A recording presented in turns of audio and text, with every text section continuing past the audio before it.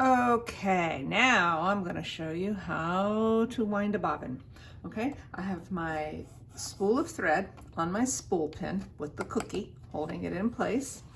I'm going to pull some thread off, and just like when I started to thread it, I'm going to start down the same path right there. But then instead of making a turn towards the front of the machine, I'm going to take a turn towards the back of the machine where there's a little engraving of a bobbin. Okay, so here we go through there, and now I'm going to go back this way. All right, now I have to have a bobbin. There's different kinds of bobbins. There's these plastic bobbins, and then there's metal bobbins. All right, there's specific kind of bobbins for specific kinds of machines. So I'm going to use the plastic bobbin just so that you can see exactly what's going on with it. You're always going to put this thread through the hole in the bobbin, not that big hole in the center. No, no, no. You're going to put it through one of these tiny little holes that's on the top. It's on both sides actually.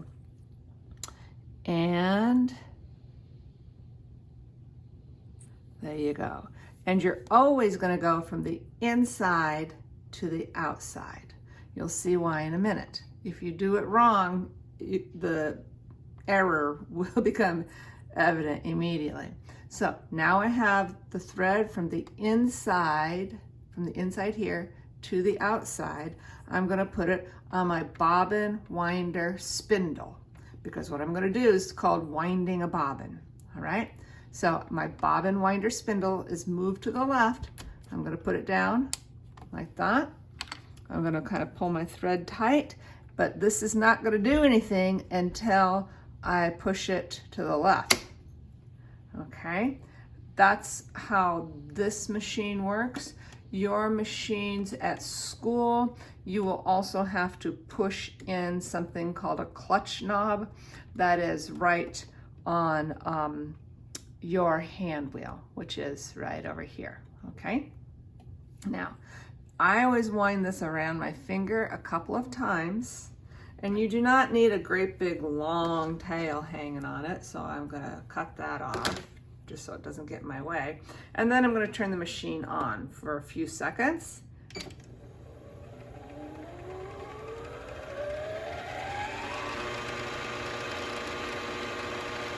And as you can see, well, maybe you can see I had my hand in the way. As you can see, we have, let me turn this a little bit. We have some of the thread is winding on that bobbin. Once you get some thread wound on the bobbin, you can go ahead and cut this off very, very close to the bobbin. And then you can let it go. You can wind some more. You do not necessarily need to wind your bobbins totally full.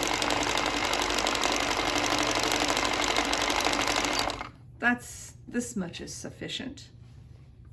Okay, when you're done winding your bobbin, you think you have enough thread on it for your project and everybody else in your group, then you need to take the bobbin off. You can't just yank it off. You have to push it to the left again, and now you can pull it off, right? And then you can get ready to thread your machine. Once again, I'm going to show you the threading the top part of the machine. Okay, I'm going to pull this thread out of the path that it's currently in. Did I already do that? Okay, so there's the thread.